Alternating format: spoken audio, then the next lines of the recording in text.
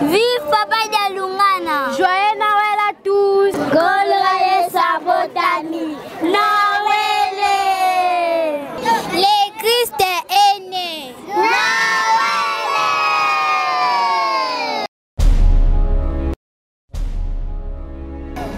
Nyonso la papa balongo na biso tango ekoki biso sikoyo tomipesa na makambo misato bolingo mipengo keke nyonso kombo na yo ekoyemama na biloko na biso mama yo nde ozali mama ya mabota bazwa makambo mingi ya babepo na biso bato moyindo kasi ntango eboya bakosepela na biso kaka santan ekomota makambo elele. Jour J-3, très chers fidèles téléspectateurs, Mbote Wabino, Boué Mwalamu na Mokolo Mwalelo, dimanche 21 mai 2023, et Paiwapi, Menga, Makimbango Télévision, P Africa, Kimbango Télévision, Tosali descente Yamakasi Awa, na commune ya Selema ou na paroisse ya Bajading Cité, Natina Yako sensibiliser Bana Papa Simon Kimbango Kianga à travers le monde entier, Natina Yamiloulou, il y a le 8 juillet 2023. Natina Yena, tout le monde qui va paroisse Belé et Sanganaki na Mokolo Mwalelo, Kasi, tu es capable de Noël, tout ce pela Elongo, Nabino, Maman Falon, Mbote Nabino. Santé za malamu. Santé za malamu, mukutepena balandia. Afika kimbango télévision, pembeni ma kimbango télévision, bayo basanga ina Mokolo Mwalelo, oba yamba biso sisi na bandako na bango bayo kanini ya sika to memeli bango, ndeka bosili ko loba ete, toye ko assister bongo na sensibilisation selo ba commune ndenge to kobongisa pamba te.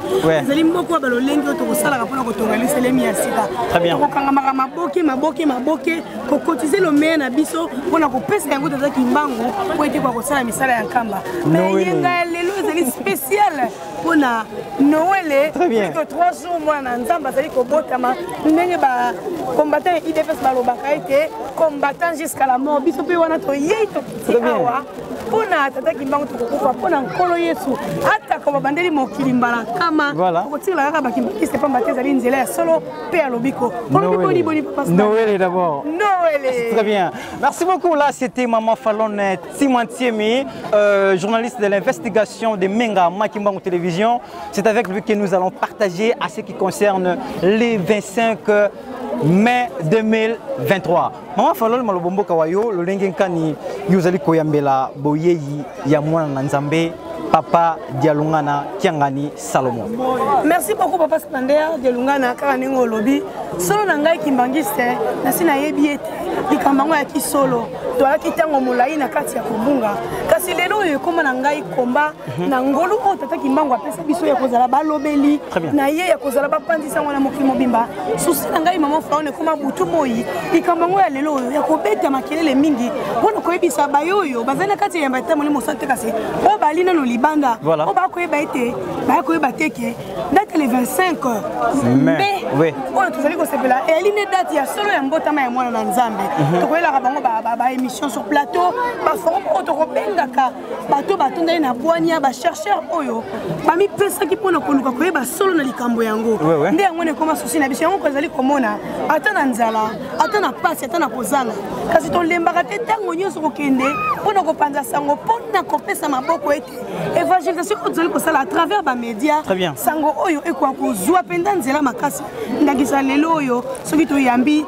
ngai na yo tata moko azali non kimbangise kasi asosoli date na ba émission to kosaka par l'entreprise ya ngai na yo aye pota kwa kotea bandeko na ye ba non kimbangise ba comprendre balonga na kobunga pamba te ko vivre na kati na ignorance nde ezali mabe mais ndenge lelo tozali ko lobela yango et ali esenga pamba te mikolo misato kaka tozali ko préparer yango ndenge nini motema na ngai ya kofongwama koyeba na kopetolana et papa Spander c'est ezali pe occasion te ya bayo bazali kolanda biso o babetsamaki libaku na nzela na ngai na yo tamso na ndenge tolobaki na message oyo topesaki ndenge toyaka liboso ya bayi internaute kopanzaka sango topesi message oyo tamso moto moko a comprendre ngo na ndenge ya mabe tope moto moko asilikilo na likambo oyo yebi te na sango moko ya mabe bamemela ye na ntina ya bopersonnalité na yo toyei ngai mama pamba te mama nde moto akimaki zemi ngai mama na ye elongo na mwana kosenga bino baye bozali kolanda bolanda biso bolimbisa biso tosukola mitema tobongisa esika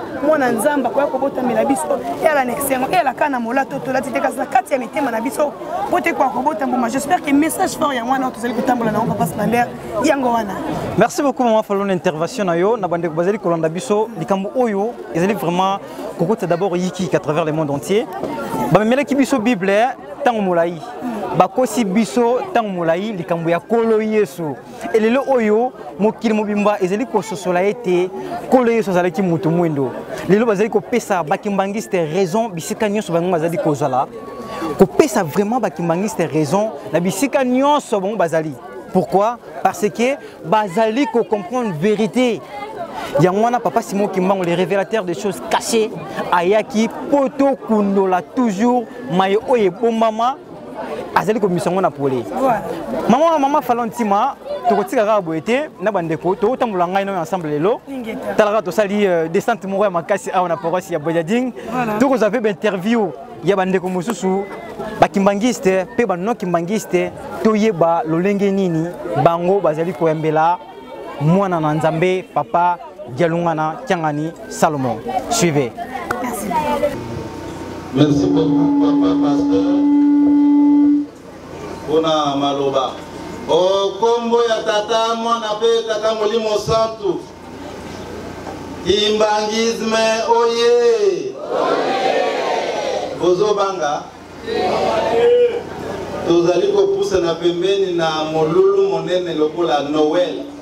Oyo mobimba bayoka ki me bandima kite lelo ba pesi raison et sengeli bato bazali nzinga ba voisin bayoka ke yoka bango sikoyo bango na déjà bazana bébé ya milulu minene bongo te bongo sikoyo banga pona ni ba pesi sikoyo raison ba reconnaître yango kimbangisme oye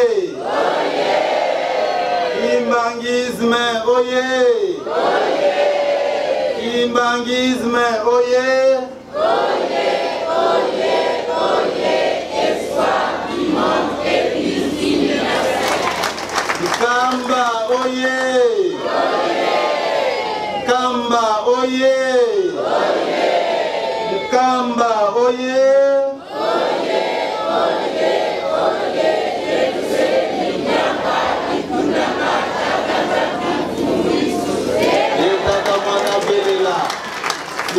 Komina ezika yango Tata Simoni Kimbango Kiangani oye Tata Simoni Kimbango Kiangani oye Tata Simoni Kimbango Kiangani oye Tata Simoni Kimbango Kiangani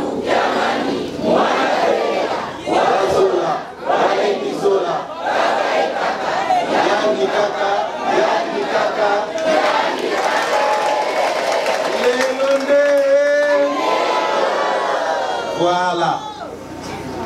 Vraiment, tout allez dans les Yokani. Il faut d'abord vérifier bateau. Évidemment, que je te dis, est-ce que je te dis, Yagaki? Bakena Kitambo, hein? Mais est-ce que Bazali va Nambo Bazali. Voilà.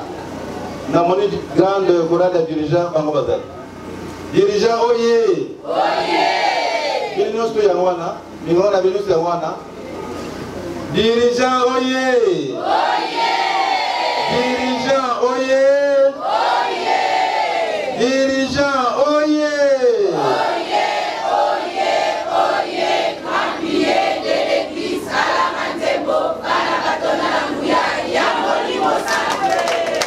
Koreki oye! Ebele boyebe mukie. Koreki oye! Koreki oye! Avenir de l'église, maillot de la jeunesse. Voilà. Friki oye! Yoka bango. Na ebisaki bino tango bino bokendeki malili ezaki na paroisse. Inspiration esili na jeteki esili pe na dirigeant. héritage du Saint-Esprit. Friki, oyez! Friki, oyez! Friki, oyez! Héritage du Saint-Esprit. Friki, oh! Pied gauche. Pied gauche. Pied gauche.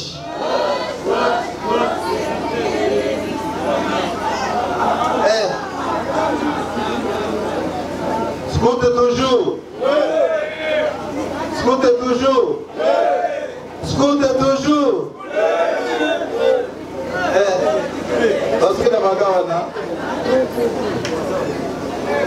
est-ce que le protocole vous allez?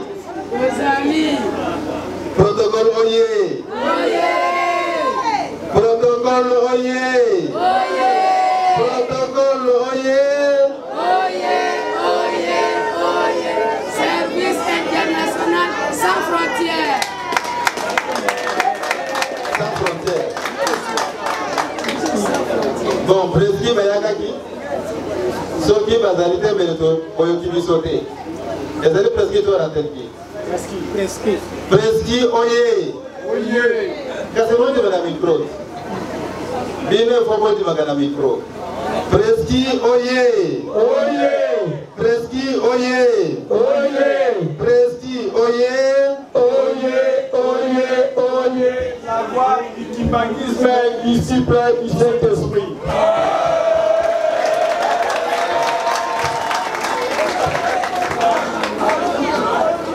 La voix du kimbangisme, disciple du Saint-Esprit. Voilà. Nakasi na bosa di balinga mususuke. Bota ngelanga mapungati. Emba passer na bosa ba mususu. Na yebi ke papa kaipa pagi naski. Ah, me bambuta. Bambuta oye. Bambuta oye. Bambuta oye. Tolini boringo, tolini bisebo, tolini bisa. Félicitations. Kuna apaki bazali pe afri bazali. Na Kongo ya tata mwana pe tata molimo centre. Bo pesi biso mbote ya esengo. Biso pe to zom bino mbote ya esengo pe mapamboli okombo misatu ya bule. Okombo ya tata ya mwana molimo centre. Na Kongo ya tata mwana pe tata molimo centre. Ngonga ezali mamuke par rapport na devoir tozali na yango ya kotonga lingomba. Mais pesa mili biso occasion, opportunité ya koyoka liloba na Nzambe. Par l'occasion, to pesi vraiment merci bien na papa na biso papa Long Christian Keba. Pour ntina na prédication vraiment animé. Oyo a la kisi et pas na biso a pesi et pas na biso lelo le 21 mai. Na yelu se le mimolulu ezali kuna ezali ya paki. Afki bazalaki kuna le 27 avril. Toyoki makambo nyoso tu benga bango bazali kuna. Bango pe ba boko yoga pe otsito kosala kuna. Afki oye. Avion koyate. Mais petit porteur était hein, le gars au jet. Petit porteur mais maman posait capable. Parce que papa avait dit bino océan. Est-ce qu'après océan, maï moussou se zaraka? Otumboli ma maman. Bongo so otumboli ma tata. Et si comme moteur na bino ma bende yangwa. Ndenge nini pema botombola ma tata botombola moto. Hein? Bokoyoka makambo hapa tia kosala kuna. Merci beaucoup papa prédicateur. Mpona Mateya. Nakanisi depuis le début à mois de mai. Même fin avril. bazalaki ko-initier biso à travers la prédication lolenge nini tokoki kobongisa mitema na biso depuis la prédication de Jean-Baptiste. Batangeleke biso yango ezala na tongo, ezala na bapokwa, ezala na ba culte dominicaux. Jour J-3 tokokoma na esika yango mbotama ya mwana na Nzambe kolo na biso Yesu Kristo.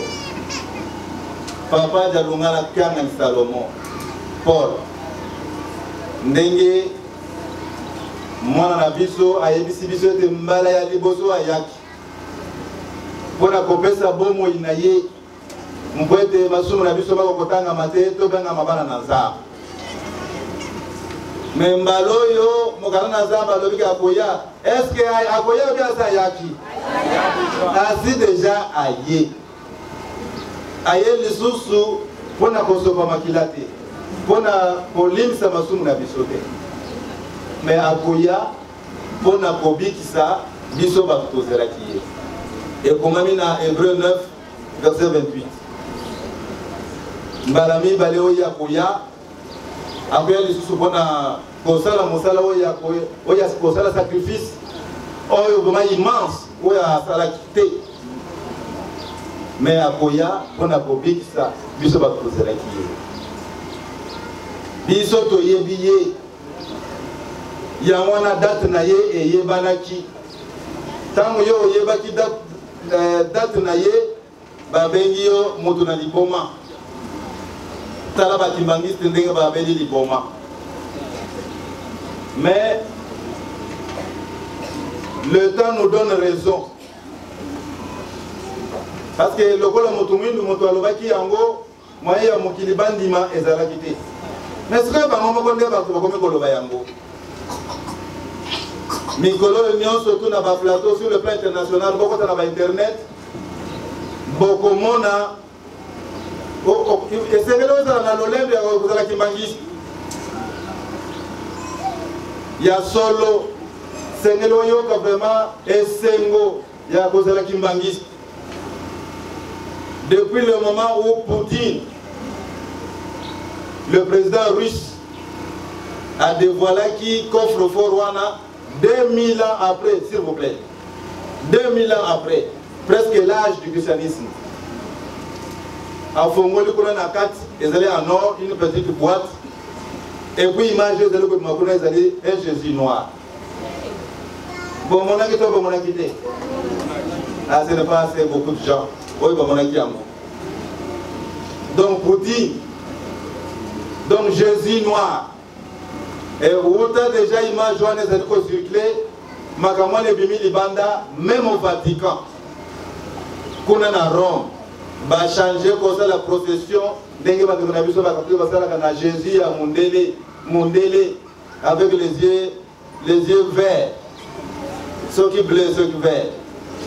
Allez ceux qui ont monné kurus ya mikolo ezana motu mwindu. Motu mwindu na Vatican même ceux qui yabaki déjà avant. Moto mwindu, un Jésus noir. Kaka kuna na Russie, ba Russie va publier mokanda wana ezana 3000 € pour que les pauvres ne s'en procurent pas. Ba pauvres 3000 € pour t'envoyer. Mais yango nde ezali ko lakisa Jésus noir et tous les saints de la Bible. Ba ce que Jésus aza noir. Bon on va juste poser kinga na yebo za ba midele. Mais misala oyo tout salaka pendant ces jours pour na intérêt na biso moko yeba que ezali vraiment compté. Et puis ezali ko la biso ba problème. Tous en raison ya kokomisa ye ko pesa ye merci mpapa te azali nzambe malamu koleka mpe bolingo na ye ezali na sukate ekotika la seko pe bileko na bileko. Papa a fait si je rappelé biso makamba bibeko na kati na bibeko nous sommes les gars comme bibeko na pesa ka toujours référence il y a 1 Jean mokanda et boso ya Yohan chapitre 2 verset 4 au sauté pe au côté dans verset 9 soki otangi na ba référence wana okomona balobi ete okoki koloba te ke olingi nzambe soki ozali kotosa mibeko na ye. Donc soki olobaki ete olingi nzambe kasi ozali kotosa mibeko na ye te, ozali moto ya lokuta mpe solo ezali kati na yo te. Et puis soki kotanga na verset 9 Jean azali korenchérir mpona koloba ete soki yo olobaka ete otambolaka na moi kasi ozali koyina ndeko na yo ozali na kati na molili jusqu'à maintenant. Imaginons que ndenge tozali awa ozali na moto oyo oyokanaka na ye te lokola nganga nzambe awuti kote ya biso awa soki aza na moto oyo ayokanaka na ye te alimbisaka ye te. Et puis ntango asilisi libondeli na mateya na ye abondeli libondeli ya notre Père qui est aux cieux. Et puis na kati kuna alobi ayebisi nzambe limbisa mabunga na biso ou bien limbisa mabunga na ngai lokola ngai nasi na limbisaki parce que la version grecque ezali déjà passé limbisa ngai parce que ngai nasi déjà na limbisaki. C'est ça la vraie tradition. Ezali te ke limbisa ngai bongo nakende kolimbisa te limbisa ngai sikoyo parce que ngai nasi déjà kolimbisa. C'est ça vraiment ce qui est dit en grec na version wana. Pardonne-nous nos offenses comme nous avons déjà pardonné. Mais ce qui est à pardonner, puis à Seigneur pas dans Zambé, à l'Ébisaïe. Vous n'avez pas l'Ébisaïe? Vous n'avez pas l'Ébisaïe. Et ça la ma bonza. Oh, le bichot de Yakana, au bout de $100. N'a mon accord même 1000, même au-delà. Topé Saka. Mais mon canal dans Zambé, c'est qu'à biso conseil. Et de temps, vous allez comme ma libonza na yo. En cours de route, vous allez m'apoukanisa. Vous se rappelez, na maman Marie. Maman Angèle, la Zaliwa, à partir du moment où vous se rappelez, elle a dit que qui dit ça, il y a et c'est quoi? Qui dit ça, Yango, Zonga, Keno, Yoga, Batata, le Nazar de la passe. Zonga, Keno, Yoga, maman Marie, oui, maman Angèle, Keno, Yoga, Sima. Kamata di bonzana yo kendo bonzana nzambe bonzamba yamba yango combien de mabozo to pesa kai na nzambe yo kasi ko pepa na nzambe nzambe adimi yango te yo kena na esengo kenga na bonzana ti nzambe autant et puis ça devient même un sujet d'orgueil kenga na pesa ki autant alors que ozana moto yo kana na yete mo kana na nzambe lobi 1 Jean dans la comité chapitre 2 verset 9 ce que yo lo bakete otambula kana moi Ozaki Mbangis, parce que Mbangis c'est Zalimoi. Ce que le Kira Zaki Mbangis, mais Zana Motoyo Kanayete, Ozana Katra Moulité Sikoy. Vous êtes dans l'obscurité, jusqu'à maintenant. Il fait jour, Nabatunio Sotomeyo, Ozana Katra Moulité. Mokanda Nazam, Zalim Makas, c'est vraiment difficile. Le Banazam. Tant que vous vivre, nous avons entré dans la vie sautée. Et Sengo. Na bato yonzamba tangeli masumuté. Est-ce que vous allez sur la liste? Il y a bato yonzamba zeli kotangela masumuté. Parce que mitema na biso efunda ka biso. Na makambo biso tozana yango. Mpe makambo tosala. Ezali ko juger et puis ezali ko condamner. Mais nzamba zali monene ko le mitema na biso. Mais ezali ko sambisa biso te et puis ezali ko condamner biso te. Moto ndenge wana pona nini ne pas l'aimer. Pona nini tokoki kuma kokumisa ye te epi kosanzo na mpe kosenga ngoi ya molimo santu mpo ete apesa alakisa biso yango totelemela masumu mpe tokalisa mobeko na ye moto mpe moyo parce que masumu na biso ezali kotangama te. Papa akei na lombango nyonso tu, c'est ça vraiment le thème central oyo ye pona mbotama ya kolo na biso Yesu Kristo loba ya kala mpe loba mpe ya sika ameme biso vraiment na développement ya matei na ye a rappelé biso makambo ya kala mpe aye ko kota na makambo biso tozali nango sikoyo angelo ayebisaki mbotama l'annonce ya mbotama ya nkolo na biso Yesu Kristo epai ya elenge mwasi mama Maria. Dès le début tokoki koloba na mituna est-ce que Marie azaki ye moko na Israël? Il y avait plusieurs Marie. Pona nini kaka Marie oyo azaki fiancé ya Joseph ke ange aye akoti na ndako na ye et puis apesi ye mbote na yo sepela nkolo azali na yo atondisi yo na bolamu.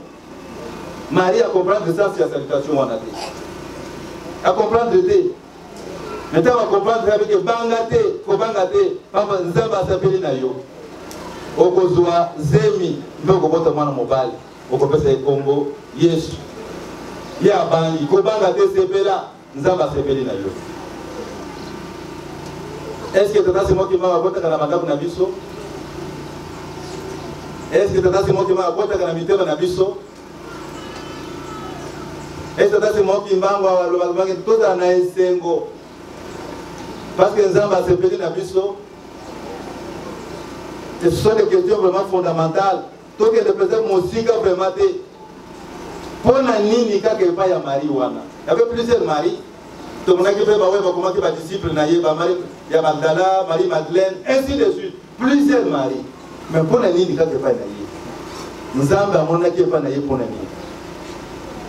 Et puis ce que vous allez réaction naïe, ce que vous dites dans verset 50. Toujours dans le chapitre 1er, il y a Luc. Ayemba Kinzembo, le Magnificat. Marie Ayemba Kinzembo, en guise de reconnaissance, Ngai Nazalinani. Ngai Nazalinani, Bonza va jeter regard naïe et pas Nangai. Et puis la verset 50 à l'obi, Nzambe, Tango Nyonso, Yo Lakisaka, Bolingona yo, et pas ya Batoyo, Bato Sakayo. Mpe Otombo Laka, Batoyo ba, Oye Basanga Lokumu. Nzambe amemoni sera toujours epai ya bato bato sakaye mpe atombolaka bato bazanga lokumu nzembo na ye ezali molai bokokotanga yango toujours na chapitre 1er ezala baverset mwa ebele. Donc à réagir, maman a réagi par rapport à qui suis-je nana sana mpona koma vraiment élu et puis bato nyonso surtout ba kombo na ngai tangama ndenge kombo ya mama Marie pe mama Marie mui ndenge totanga na Proverbe 30 verset 31 elongi kosaka kitoko pe esila kasi mwaso ya kumisaka yawe yende asengeli kokumisama mpe mokili mobibe esengeli bakumisa ye kombo na ye mokili. Proverbe 30 verset 31. Mais combien de fois tu peux la confiance na elongi na biso? Combien de fois tu peux la confiance na beauté na biso? Nzoka nde kola lobaki beauté na biso za lokola za kutala na talatala. Soko longoli talatala, obosa ni même ndenge ozalaka. Eza makabya tango muke. Mais moto ya tosaka nzam yende moto apakumisaka ye seko na seko. Lelo kombo ya mama eza na binoko ya bato nyonso. Et puis côté la seko na seko. Donc bato basale kanzam. Bazali bato atako bakufi bakosekwa. Atako bakufi bakosekwa. Et puis il va faire ezalité pona bango. Ezalité. Ya mona tata na biso akende kotanga na mokanda ya 1 Corinthiens chapitre 15 je crois verset 58. Et que tout tchaka toujours que l'Iké est pas une azam, même pas sur le monde à Kanazela naïe. Et vous en passez à Pambati. Combien tu sacrifié les lots? Dimanche, les appels Mokolo va doper va profiter. Pour ça, ma cambébélé, pour nous satisfaire. Nous avons fait mille bango. Mais nous avons sacrifié toute la journée, on est là. Nous avons pas si on est comme on a Kanazela en colo. Donc, ce que vous allez estimer que au monde à Campas, pour la combien de temps c'est moi qui m'en aux amours de Naïsengo. Les camarades à Bokoye Bissabino, bana papa c'est moi qui m'en satana yebi programme papa azana yango pona biso bana biso jeteki bayebela ka biso nzero yambanza ko mikolo ezali peza vraiment na succès na lingomba mobembo ya papa oya kosala na Kolombi kuna balobi ete basile na bakati ya mutu ndenge kene kokoya na Congo Brazzaville. Donc Satan ça ne suffit pas son temps ndenge moko azali kolobi ete temps oyo ezali temps na yo peta na ngai temps ya bana na nzambe eza susu règne ya Satan ezali nde temps ya yo mwana bapasi moki mbamba mibunkame se koki esili elobamaki depuis 1987 tant biso tali koyoka makambo wana tabi est-ce que kozala vivant ti 100 ans est-ce que kozala vivant mais nous sommes là soki totangi na Luka chapitre 10 verset 21 bokomona makambo ezali kuna kolo na Yesu Kristo azaki na bayekoli na ye ali atili bango na stage ntango bango bakei apesi bango molimo mosantu oyo biso ozali kozela bino na ngai apesi bango pouvoir ya Saint-Esprit et le pouvoir de tout régler ntango bakei basali mosala positivement bazongi ntango bango bazongi atuli bango sango nini alobi ayaya toza na esengo ya kosakana te pamba te même milimo mabe etosaki biso Jean Luc 10 verset 21 et suivant asaki na esengo basaki na esengo po bango baopéraki tous les miracles possibles est-ce que bango bakendeki yesu ayebisi bango bozala bato na esengo te mpona makambo bino bosali kasi bozala na esengo parce que bakombo na bino ekomami na buku na bomoi bana ya papa oye lokola Jérémie chapitre 1er bandaka na 1er ndenge nzambe ayebisaki ye Jérémie ozalaki nanu formé na ventre ya mama na yo te nga déjà nasi nayebaki yo ozalaki d'abord conçu te okomi na libumu nanu te nga naponi yo déjà et puis dans yo bimi libanda je t'ai établi prophète des nations nzambe azalaki na nzambe ya kala te biso mpe lokola ndenge papa fumalongo tange na kontima abanda koloba na biso soki ozalaka na ngai te na ntango wana okoki kozala na ngai na ntango oyo te boyokaki te soki toyokaki yango soki bozalaka na ngai te mbeli boza na ngai lelo te mais Satan ayebi makambo na nyonso yango wana omoni azali kosaproche akokoma moninga na yo akosala nyonso po asepeli oyo nyonso ozala ngo besoin azali prêt mpona kopesa yo yango avec l'intention ya kobotola yo eloko oyo oza na yango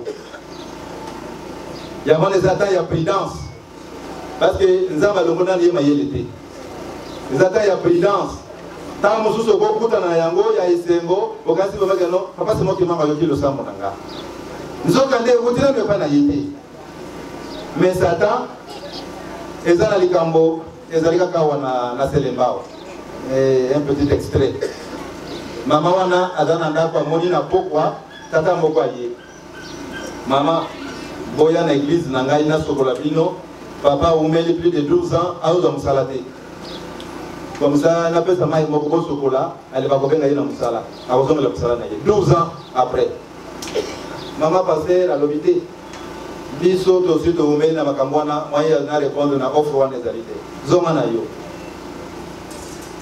ezalaki mercredi tant tokomi samedi aleba bafani bango na ndako aleba yoki PDG parce que batiaki entreprise na bango wana en veille, c'est-à-dire que ezalaki neti kosala neti faillite mais basuspendre bato momentanément mais ce jour-là ayoki babengi papa na téléphone papa est-ce que oza na ndako ingi etana na ndako ale tozotinda na batindi bato baete na ndako bapesi ye mokanda basengi ya bateri ya lendi allez akinde bato nyonso basalaki allez bazonga ba reprendre ça là. Tisi ko papa zongel musala a commis vraiment boss. Azongel musala na ye. Mais certains mon a déjà. Aye déjà mercredi pour na oteke no yaka na sokola. Et puis on zongel musala. Bon mo soki ba sokola ka mkolo wana victoire wana ya samedi. Linga ko pesa kasi mo kimbango. Bele ko pesa mtalibike et wuti na moto yo asokola ki bango. Mais on a dit à ça monaki et des arbres au Kamoula Bango, mais il y a précédé. Pour n'a pas eu yo, m'pozo libonza, pour reconnaissance na yo pese pas naïe. Tala mutuango, atana na maïe, maïe na messilité, prudence. Comment vous pouvez comprendre? Yezo apesi, bayeko na yo moli mosant, c'est dont nous avons extrêmement besoin. Moli mosant. Mais je vous conseil, soyez prudents. Le rôle à Nyoka. Est-ce que mon tour est dans mon lit, mon sang, il ne faut pas passer sur ce conseil à prudence. Et quel est le rôle du Saint-Esprit? Ce que mon tour est dans mon lit, mon sang, je vais vous dire qui est débrouillé, Kolia Oyote, Salaboy. Mon lit m'a collecté, mais quelle est la place du conseil? Donc, prudence, c'est Zali. Et puis, Nyoka, ce n'est pas n'importe quel animal. Nyoka. Parce que je vais vous dire que mon Nyoka, c'est comme on a pas Nyoka. Nyoka ndi mutu amona kabisa en premier. Nyoka. Et puis ceux qui ont montré que le mouvement on est à suspect comme il y a pas naïe. D'accord, comment il faut se déplacer. Quand il y a se déplacer, il y a des gens comment naïe. On a moni nyoka, yo mona ka nyoka te. Ya ngolo bageno ya bomba bi ale ki yo na mayele. Soyez prudents comme le serpent, comme la vipère. On appelle Molimo Centre. Amen. Le Christ est né. Maman Mbote na yo? Mbote papa journaliste. Très bien, comment vous allez nani? Comment ngai maman Arlette Yafou. Très bien maman Arlette Yafou et si on m'a cassé comme on a paroisse à Bayading cité mais toujours avec pression sur Mbotama ya koloye sur papa Dialunga na kianga ni Salomon au mokile bagité. Lelo oyo jour J-3 le lenge nini vous allez causer la koyambela mwana nzambe papa Dialunga na kianga ni Salomon. Merci beaucoup papa journaliste. Ya solo ndengo lobi était jour J-3. Au moins na nzamba zali kobotama papa Dialunga na kianga ni Paul Salomon. Na boye ina yambala mibale pamba te yambala liboso abotama ikuna na bayuda. Ne yambala mibale yeyo aye kobotamela biso ndenge nkolo salakaki na Matthieu 21:43 était na kolongola bokonzi ya tata nzambe. Na ko tinda yango na libota mosusu oye kobotela yango mbuma.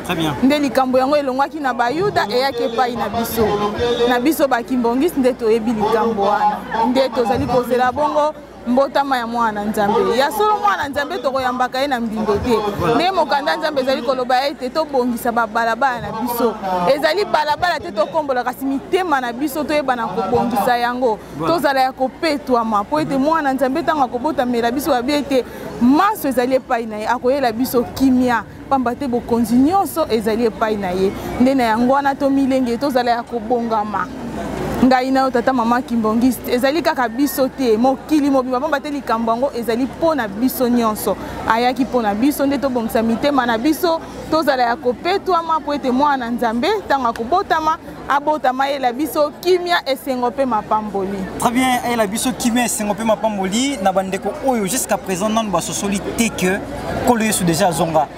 En tout cas, papa journaliste, ceux qui t'ont bien, oh, nanu ba yebite. En tout cas, baza na retard. Pambate likambo, essayé banese, li souya ko bombate. Depuis l'an 2000, oh likambo, papa Dialunga na a révélé ki biso.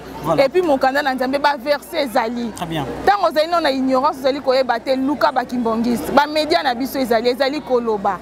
Yaka ba expliquer yo pour to comprendre. Et puis les camarades pour comprendre papa faut zalaka na spiritualité. Moli mo centre pour zala na yo pour révéler likambu yango. Ce qui moli mo centre za kati na yo to ko mona ngo ka lokola ba vanti. Or eza likambu ya solo. Donc to ko senga na ba o nyonso bazana na ignorance kolo Yesu asi aya. Abotama déjà azonga pour na mbala mibale na kombo ya sika papa Dialunga na kianga ni Paul Salomon oya abota pa ki bongo na nkamba Nouvelle-Jérusalem. Noël. D'accord, merci. Noël. kobima maman Falone na kokota nyonso oyo pona mbotama ya mwana Nzambe. Révérend Balunda Dibawa okosimba micro elongo na ngai maman Falone. Noël mwana Nzambe ya boto. Jésus est né. De quel Jésus nous parlons ici? Merci beaucoup maman journaliste. Le Christ dont nous parlons, c'est le Christ Papa Dialungana, Kiangani Salomon, qui est né le 25 mai 1916. Voilà, je ne sais pas si nous serons bilingues, français lingala. Bilingue, mais bilingue, Papa Balunda, révérend jeune que vous êtes, Kimbongis est aujourd'hui en train de parler de Jésus-Christ, le Jésus noir dont nous célébrons aujourd'hui. Quel est ce message fort-là que vous devez lancer à la communauté africaine, à la communauté du monde entier? Au Kimbongis, c'est précisément comment recevons-nous, ou soit comment attendons-nous, préparons-nous pour cette grande fête qui est de la nativité de Jésus-Christ? Merci maman journaliste. Cette grande fête de nativité, je pense bien que le monde célébrait un certain 25 décembre, une date qui était proposée par les autorités de l'époque pour célébrer cette date du 25 décembre, parce que eux aussi n'avaient pas vraiment la vraie date de Jésus-Christ. Exactement. Donc ils tâtonnaient, bon, ils ont décidé de célébrer un certain 25 décembre. Mais Papa Diangenda nous a révélé un jour que nous connaîtrons un jour la vraie date de Jésus-Christ. Donc voilà, en 2001, Papa Fumambanza lui-même nous a dit en criant Noël. Donc la prophétie de Papa Diangenda, tout ce qui nous disait qu'un jour vous connaîtrez la vraie date de naissance de Jésus-Christ. Donc voilà, nous les Kimbanguistes, nous avons déjà emboîté les pas pour célébrer cette date qui est la vraie date de naissance de Jésus-Christ. Et d'ailleurs, de chercher dans tout ce que nous lisons, nous voyons là, certainement j'étais sur internet, j'ai vu, on présentait un Jésus noir. Donc il y a des chercheurs, voilà. Oui, par Poutine, ben, voilà, c'est par Poutine. Ils ont présenté un Jésus noir, donc ils connaissent la vérité. Voilà. C'est juste ils sont en train de nous voiler cette vérité pour que nous ne puissions pas se développer. Donc voilà la vraie date de Jésus-Christ qui est le 25 mai, et c'est dans quelques jours, dans quelques... je crois dans 72 heures, si je peux dire cela. Voilà. Donc nous allons célébrer cette heure. Bien que ce jour-là, ça sera un jour ouvrable et vous allez vous retrouver entre collègues. Attendez-vous à des provocations. Et pour ceux-là qui comprennent mieux les choses, à de souhaits et peut-être un message, hein, si on peut le comprendre, un message que vous allez lancer à ceux-là qui viendront avec des tentatives de provocation pour vouloir vous rabaisser, pour vouloir vous contredire. Ouais. Merci maman journaliste. Je crois que d'abord le 6 avril, on a eu tant de questions pour cette reconnaissance de Papa Simon Kimbangu, de la lutte que Papa Simon Kimbangu a menée pour le veille de l'homme noir. Nous avons eu des questions aussi au niveau du service. Donc le 25 mai aussi, comme c'est un jour ouvrable, nous attendons toujours à des questions pareilles. Et beaucoup parmi nos collègues agents, ils savent déjà que le succès du 25 décembre, en tout cas, n'est plus. Donc la vraie fête de nativité de Jésus-Christ, c'est le 25 mai. Merci beaucoup, révérend Balunda Dibawa. Merci beaucoup, madame. Je vous remercie. Bye bye, merci beaucoup. Noël. Spécial Noël, rendez-vous sacré. Bisowana na mokolo mboka. Yo ayambaki ba paroisse misato na bolengeli kobongisa milulu ya le 8 juillet pe na kobongisa ba préparatif ya Noël. Révérend Mbote na bino. Mbote mama journaliste. Bazali kolanda bino en direct ya menga makimbango télévision pe Afrique makimbango télévision. Oyebisa biso na molai ya singa kombo na yo botalisa biso na monene ya mokolo ya yenga lelo. Merci mama journaliste. Ngai kombo na ngai papa référent Tangala Ziwano Adolphe, pasteur sectionnaire ya Badadingi cité. Ezali ngai. Na mukona lelo ndenge bosili komona toyambi ba paroisse misatu tosangani biso misatu awa. Commune ya Ngaliema pe commune ya Selembao. Ntina mususu te na kanisa omoni mwa bilembo. Ete sengo ezali esangani na fête le 25 mai mbotama ya nkolo Yesu. Oyo tozali ko milengela linga botama. Et puis misala na ina elaka na elaka kabiso ete soki totongi nkamba te pasi na biso ekosila te. Dona mukona lelo tosanganaki pona ko sepela na fête na ya mbotama ekomi pene pe tosala misala ne mama ya likambo oyo moni tosangana mukona lelo mama journaliste. Lisu ya tata mokonzi ya bule awa na commune ya Selembao ndenge nini bozali komi lengele pona milulu ya mbotama ya mwana na Nzambe.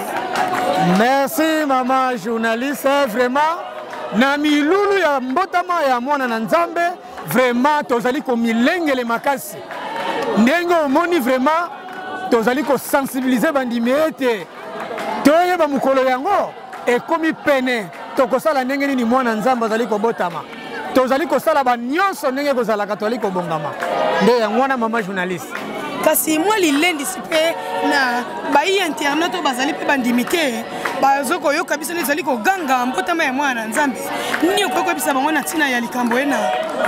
Merci mama journaliste na nengo lobi na baye nanu pena bayebi monene ya likambo ya tata Simo Kimbangu te bazali koyeba pe monene ya fête ya mbotama ya nkolo Yesu ne tozali koloba na bango ete bazala batu na tembe te kasi esengeli na bango bapusana liboso ya pene ya biso bakimbangiste tokotalisa bango mpo ete alakaka biso na boyei ne mbala liboso kokende na ye alakaka biso akozonga na kombo na ye ya sika me mpo na biso tomoni ke kombo ya sika ezali te kaka nde achange nde loposo azongi na ntango ya yo na ngai poso moyindo donc elingi koloba ete moto oyo azali koyeba mama ya likambo oyo te esengela ya pene atika tembe tika bilobela me zala na bososoli ete linga oya oyoka ozwa histoire oyeba monene ya date ya le 25 mai oyo tozali kotalisa bakimbangisa ete ezali mbotama ya nkolo Yesu vraiment mama na likambo tozali nango mpo na bango nde yango wana batika kaka obele tembe me baya bayoka bayeba yango wana nayaki nango mama journaliste bajoye Noël na ye opesi pa banani bongo vraiment mama ndenge ozali kaka wana na pesi bino banso bozali kosanga bilili nazali na papa Splendeur de Lungana idie wana azaye moko azali kozwa bilili vraiment nakozalaka na ye ntango nyonso nakozalaka na esengo mingi soki namoni ye lokola mpe namoni yo nasepeli po ezali mbala na ngai yambo vraiment nakosepela mingi boyaka mpe ekozala bien po tosalaka mpe ya minene oyo bato bamona mpe bayoka. En tout cas, merci maman journaliste. Merci beaucoup révérend.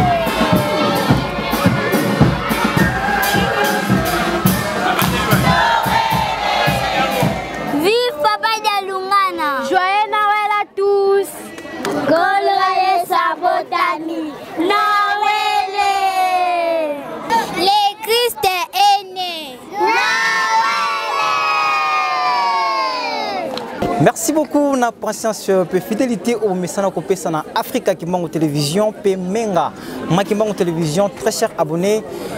Plaisir ezalaki vraiment trop ya kokutana bino mokolo malelo jour J-3 tokosa mingi balobi ete bosolo tango nyonso il faut ezalaka na nzela na yango pambati lukuta tokosa mitro kaka ndenge na kolobaka ete lukuta ekomataka mingi na ascenseur eye epanzi kasi vérité ekoyaka molo molo na escalier. Voilà lelo toyebaki te que papa Dialunga na Kiangani Salomo yende kolo yesu les Jésus noirs. Maman Falon to baladi micro to tamboli to yoki ba impression ya batu yoko banini pambati to komi déjà ko cité. Vous connaîtrez la vérité et la vérité vous affranchira. Lelo yo bosolo esikoli biso papa Splendeur ezali kaka esengo pambate soki mokundoli ya mayema bombama na molili ya yakite lelo yo tongali tozala kaka ignorant nkolo yesu afandi le 25 mai ye moko lokola mwana kintiona kasi tango le révélateur des choses cachées ayeyi akundoli papa diangenda pe alobi yango asakoli yango ye moko pe na 2001 agangi na mongongo makasi ete Noël nyonso ekomi nango na boni boni kaka tozala susu na kati ya sika boni boni kaka tokonga to biso sana boumbu awa nzambe na biso si abimisi biso biso na bino tosepela kaka topesa tata Kimbangu Kiangani maboko po yende nzela ya solo pe alobiko na suki na nga wana tala bingana ngana ndenge batondi voilà tala bingana ngana tozo bon kala mingi te. Merci beaucoup na bande ko balandi ya menga ma Kimbangu Télévision pe Africa Kimbangu Télévision na kosenga na bino ete au jus élément partager, commenter, liker, kasi, kobosa na pe, ko s'abonner te. Pambate ceux qui s'abonner te, moi ozo notification mususu ezalité. Elongo na bino, na bandeko, togangi Noël.